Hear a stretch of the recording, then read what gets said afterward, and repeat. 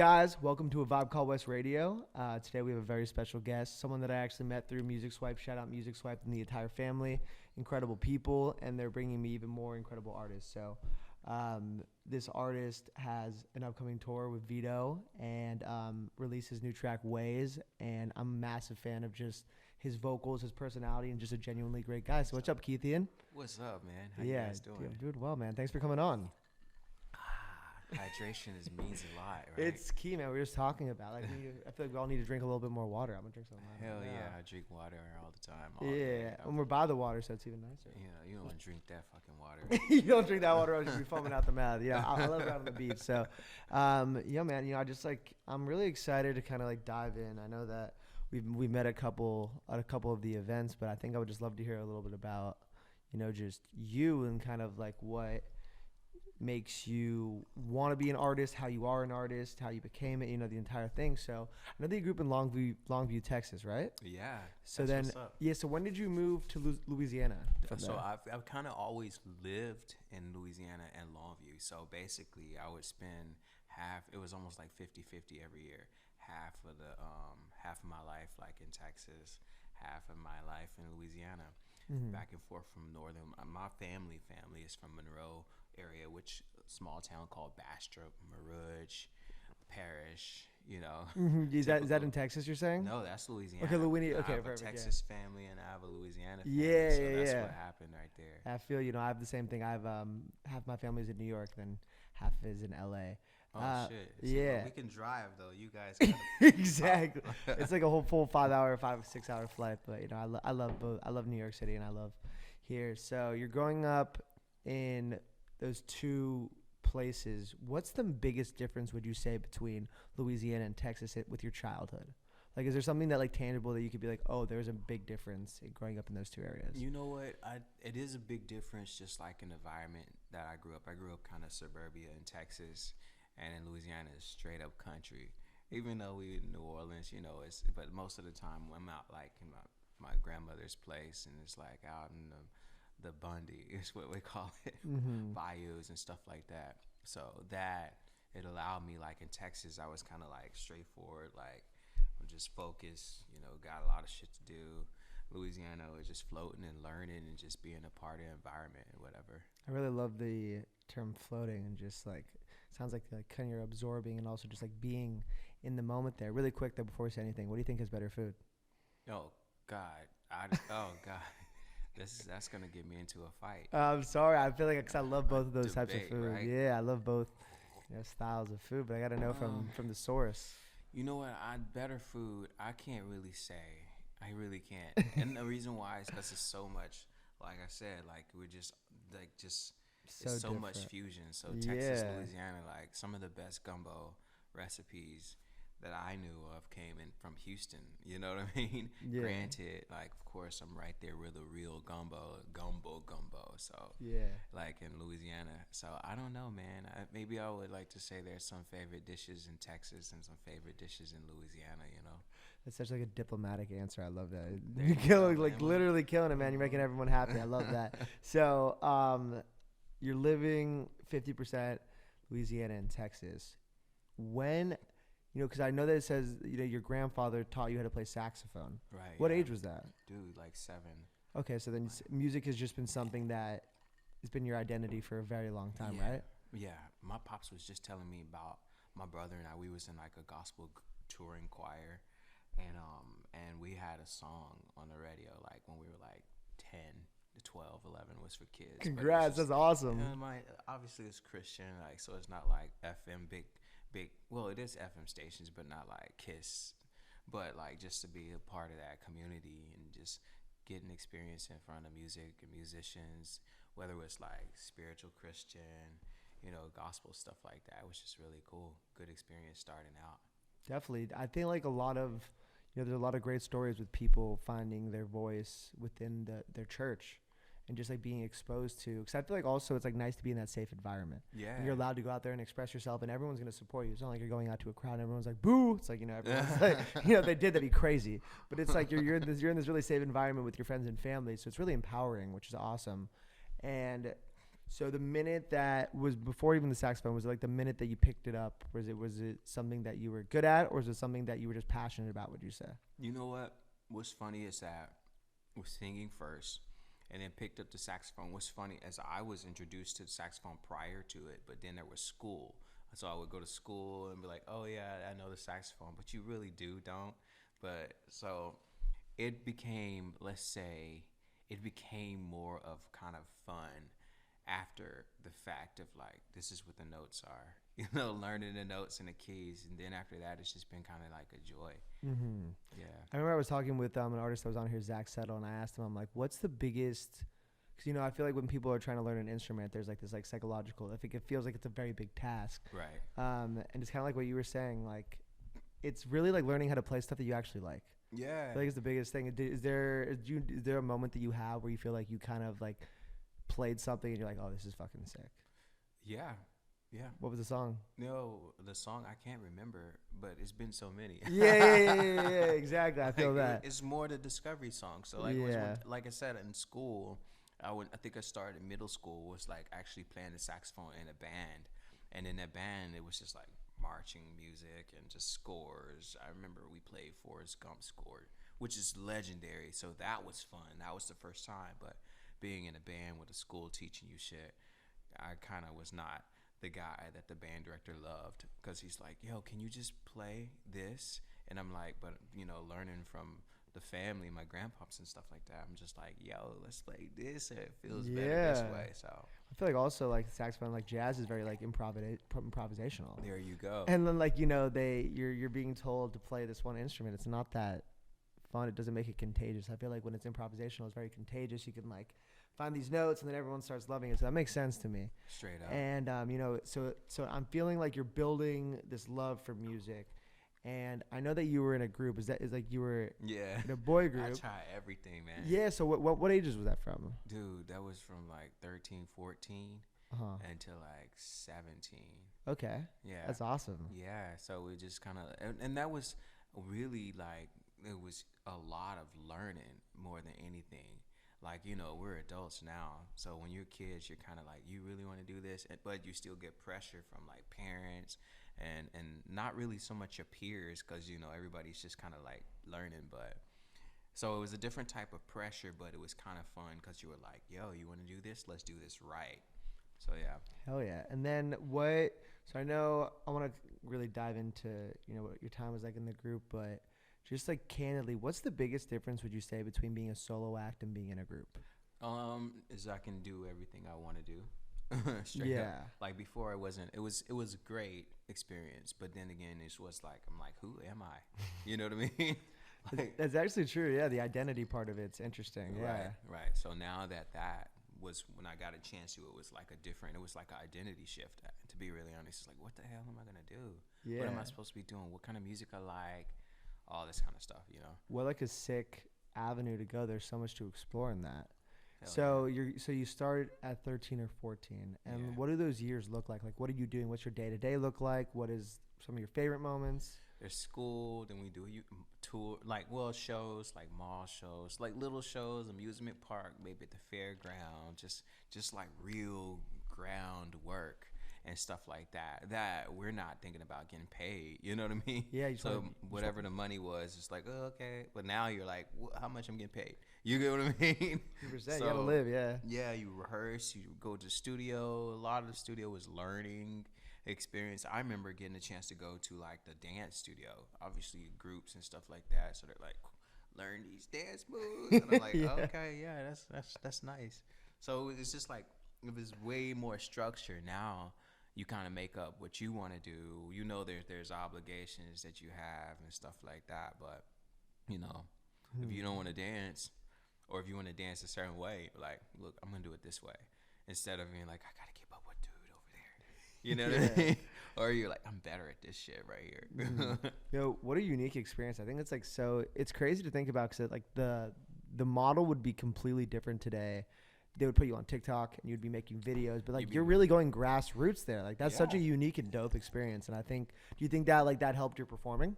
Yeah, major. Like I think I learned performance different, on honestly, like the core of just like being on stage or being a stage performer.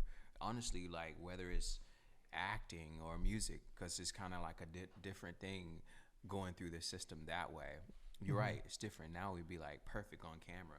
You know what I Exactly. mean? Yeah, Like, and they like, would literally make you put 3 TikToks out a day, and it would be this whole and you'd be thing. like, "Hey, I can don't you know which see-" one's better. It's Well, tough. I don't know. I think it's just best to kind of have both, just because the world we live in. You want to go out now. We can actually get back out on the road and be in front of people. So you want to execute that shit, make it feel like you. At the same time, we live in a digital world that content is king. You know what I mean? Or queen, whatever you want to say. Yeah, exactly. Like- But it's important. It's the royalty. It's the yeah. most. 100%. And then like speaking on that, you have great content on your socials. I follow Thanks, you. dog. I really do. Man. It's really amazing. I know. I'll comment. I'll be like, this is fucking fire. Do you view? So were you? We'll go back to kind of your journey, but do you view social media as the most important way to market your music right now? You know what? I did, and then I had an incredible, enlightening conversation with my manager. What's your manager's name? BJ.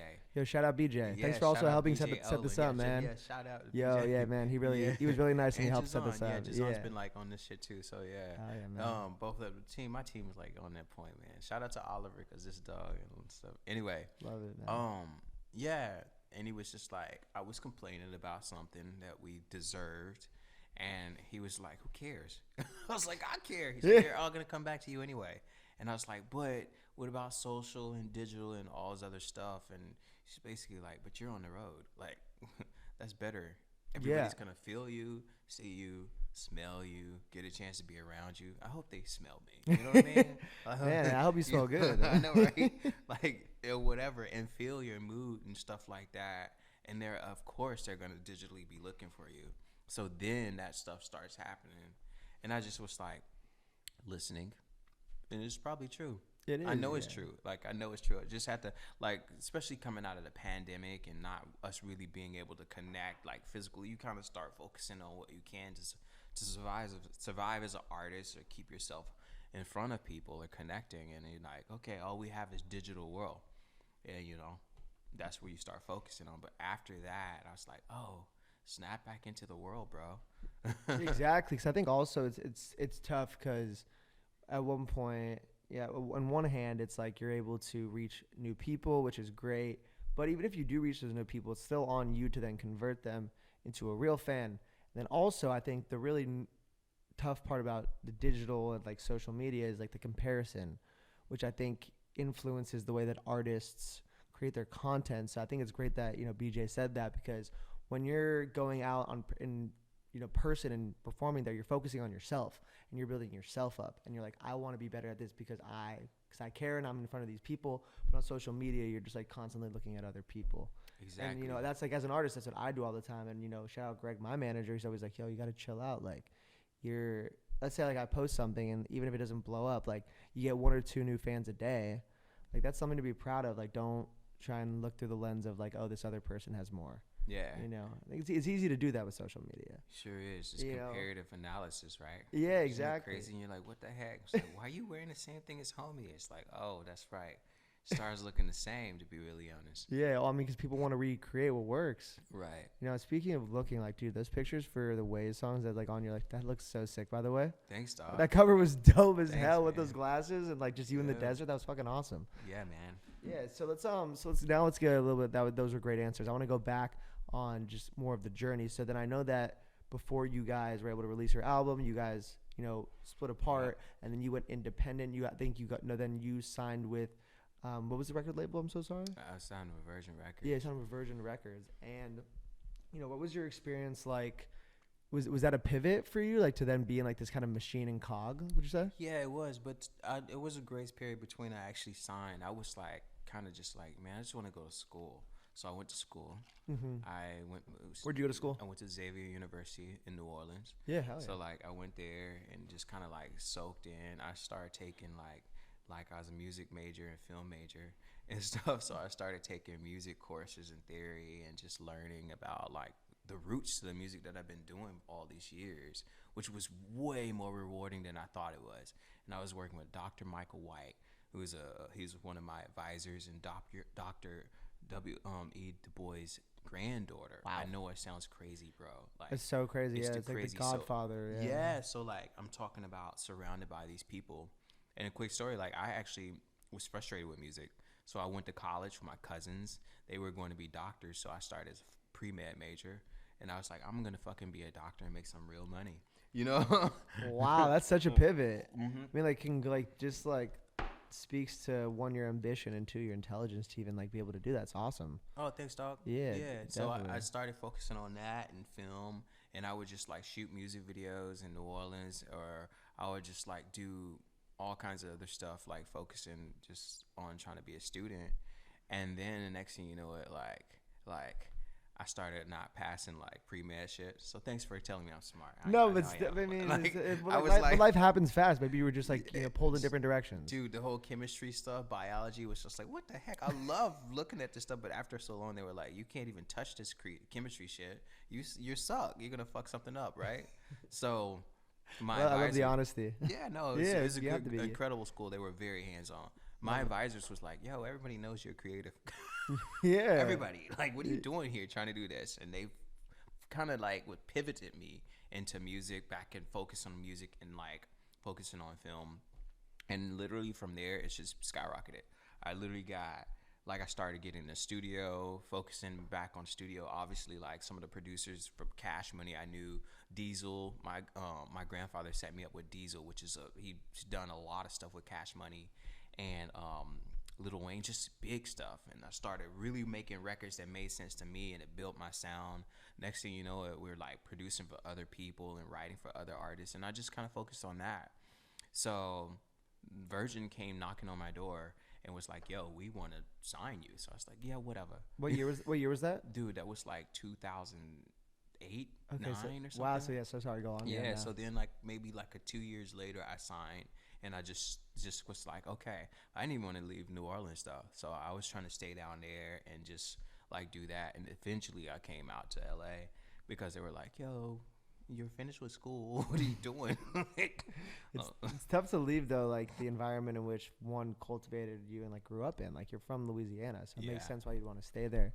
Hell yeah. Do you think that how important would you say getting the traditional knowledge in music and music theory was to your progress as an artist? Dude, it changed me because it feels like, just like anything else, you don't really know where your roots, when you know what your roots are or where the foundation is, then you feel better about it. So when you feel that you're included and it's like your family at a certain sense, or just like ancestors, you just like, whoa. And then I'm in New Orleans. I was learning this while being in New Orleans. So like you could literally go to Congo Square or some of these famous places or stuff that they're talking about in music, or just in the Mississippi Delta region or whatever.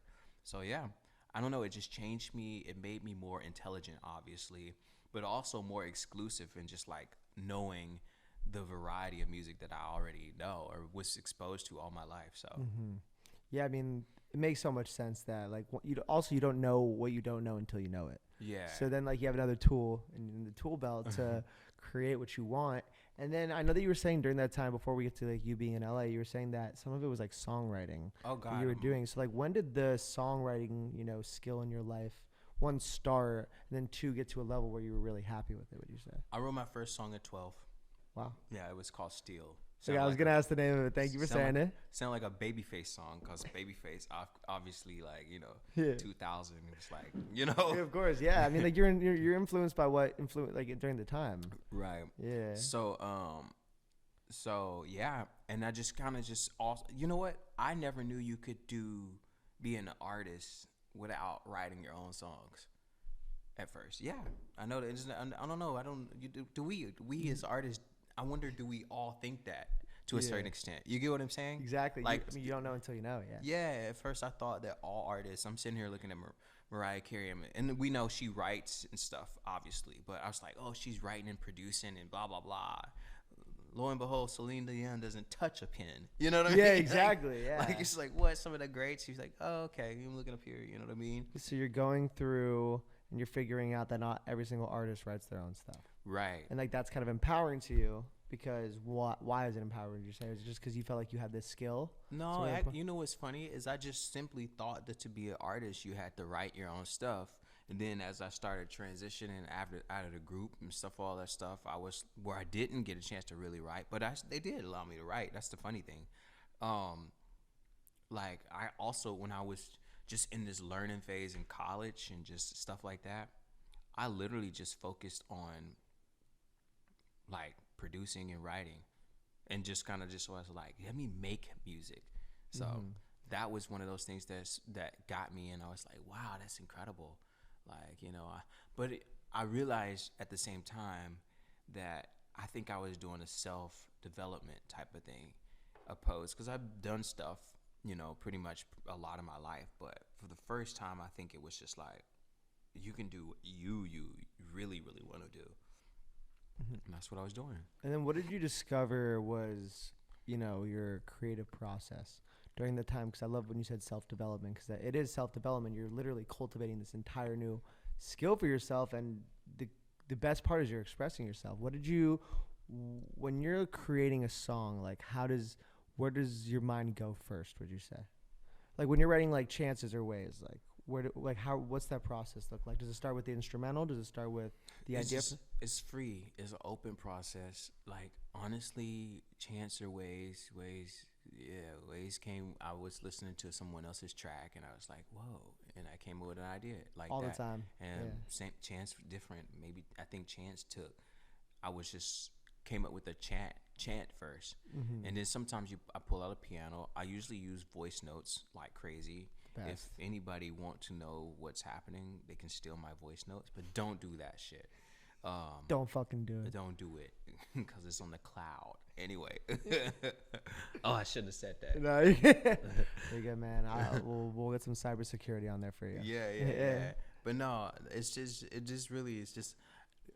what I learned is just like to try to be inspired. Being inspired is something so special, and like the way I look at talent is like a spirit, or like ideas that just pass from me to you or whatever, because we get inspiration from just people or things that are around us. So as soon as something happens, I usually put it on a voice note, or I don't put it on it. I usually put it on a voice note, and then I'll write it down, or like later if it doesn't happen in the moment.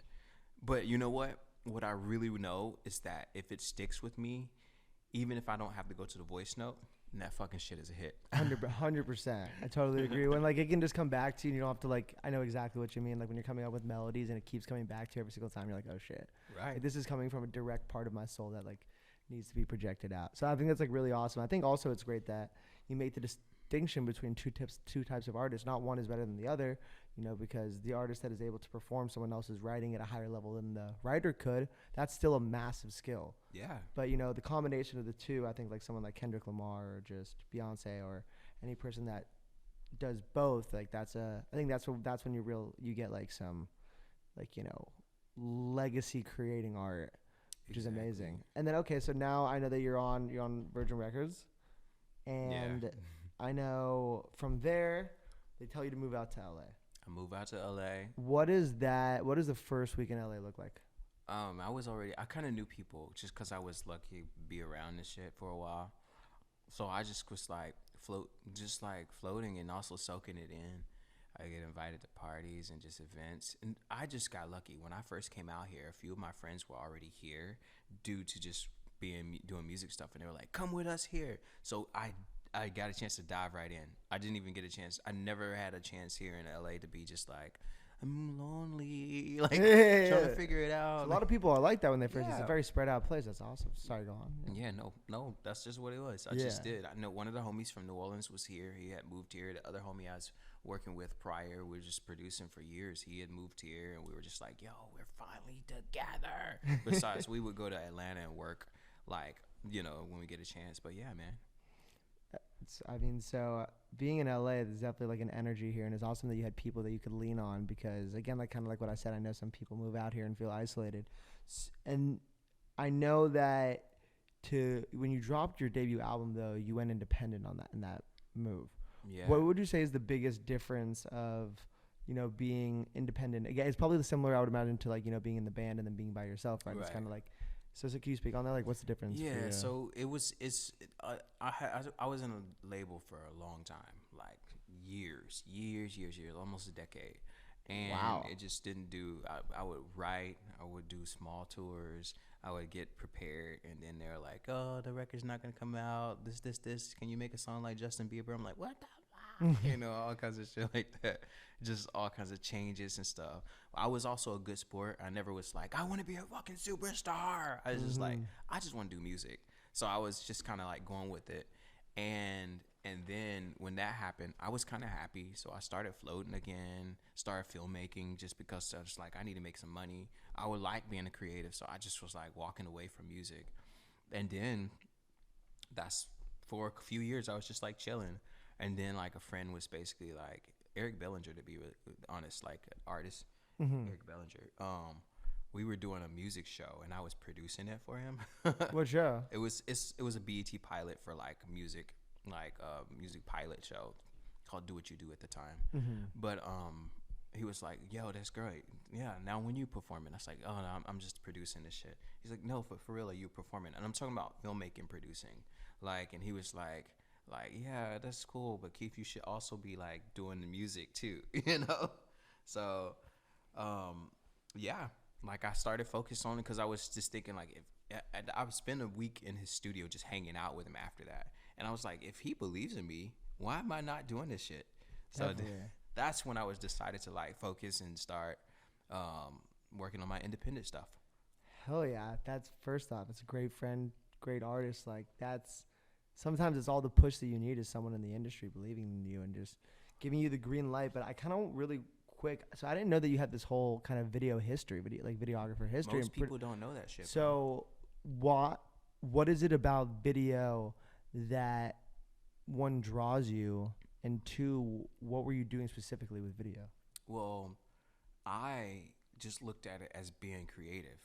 I made after the pre-med shit, bro. I was like, I don't want to do no normal 9 to 5. And if I strike out like trying to be a fucking doctor, everything else is like whatever. You know what I mean? Yeah. So I was like, I was already in front of the camera before. I've done some stuff like, not intentionally, and I just like creating. So I kind of dived in it. I was already introduced to that world, but I never thought of it, So then I started diving into it, and people were producing, like doing videos, and I was like, I know how to do that, or editing stuff, and I was like, I know how to do that, and I would just offer myself up until after a while. I think one of the first videos I did officially was a cheat codes video. Yeah. Whoa. Yeah, the homies, I'm friends with the guys in cheat codes. Oh wow, and sick. Yeah, they shot a music video, and they were like, yeah, we need a music video. So I was like, I can do that for you, and it was cheap, and from there it just kind of took off. That's so yeah. Sick. Mm-hmm. Do you create all your content? Are you directing it? No, so that's another thing too. Like, so I started really diving into filmmaking really well. Like, I became an Apple filmmaker and just like some really prestigious stuff that the music world didn't even know. Just because I was like, I don't care, Yeah. Like, that's so awesome. Yeah, I've done like a lot of commercials, but I realized like, because I would write them or I produce, and then I get behind the camera, direct it. But me being an artist, like a music, being in front of it, all the creative stuff, I just kind of took a backstage because I want to hear other people's like ideas to help me as an artist, if that makes sense, Yeah, I mean, like that's a really good lesson, I think, for any person. Just to ego aside, collaboration is one of the most important things in art. Like, think about, even the stuff going on with Kanye, and I know I'm wearing a sweatshirt. One of the best, I know, one of the best, I'm Jewish, but one of the best albums of all time, Dark Twisted Fantasy, is like a complete collaborative effort. So I think it's a really good lesson for everyone to like, be open, even if you do have this expertise that you have, just to be open. Yeah. I think people forget that sometimes. Would you say? Yeah, and as we are talking about being creatives or artists, you kind of, that's the thing that you kind of, even I think of creatives or artists as if you're like the best accountant. That's a creative way that you are. Like, there's something you do that's special that makes you an artist at it, So when I think of like creating and stuff like that, I'm thinking about all kinds of stuff. I personally feel like I have synesthesia. Like I want to say that and solidly stand on it. I know people question. They're like, "Well, what is that really?" I mean, like, yeah, but I'm like, well, you don't. You know have, it if you know it if you have it. I know exactly. You don't I know what you mean. until you know it. So if I hear music, I can see a story. Like vice versa. If I read a script or if I create a script or have an environment, sometimes you get like briefs for commercial.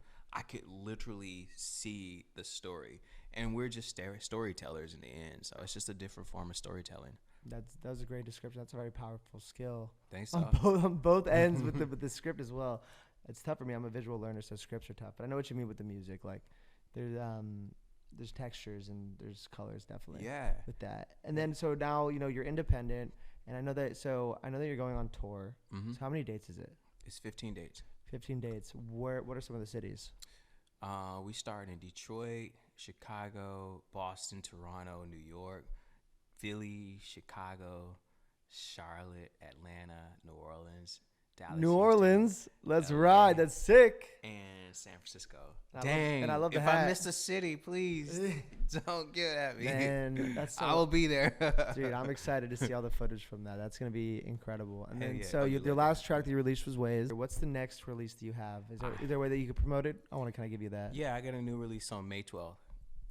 It's awesome. Yeah. Let's go. Yeah. Do you know the name yet? It's called Bullshit. Okay, I love that. And this is the first time I'm mentioning it, but thank you for mentioning it here. Yeah, no doubt. Like I'll be in New York that night at the SOBs. So shit, that's such a dope venue, man. Wow. I'm excited about that. Dude, that's gonna be so sick, man. Well, I'm a massive fan of the music, but also just you as a person. Thanks, dog. I think if anyone has the opportunity, please go check out his music. We're gonna put everything in the bio or in the description of this video, and I think your journey is a great lesson in flexibility, openness, and it does help that you're really fucking talented. But thanks, bro. I think that's like kind of the lesson, man. And I think that your humility and again just openness is only going to benefit you, man. So thank you so much for coming on. Hell yeah. Is there anything you want to say before we drop off? No, man. Thanks so much for having me, inviting me into your studio and stuff like that. Hell yeah, man. Shout out to you and everybody. And yeah. I appreciate it, man. Well, this is a great episode. Please check out his music and all of his socials in the bio. And I'm going to be probably posting some stuff from his tour on my Instagram, so you guys will be able to peep it. But all right, man. Vibe Call West Radio, episode done.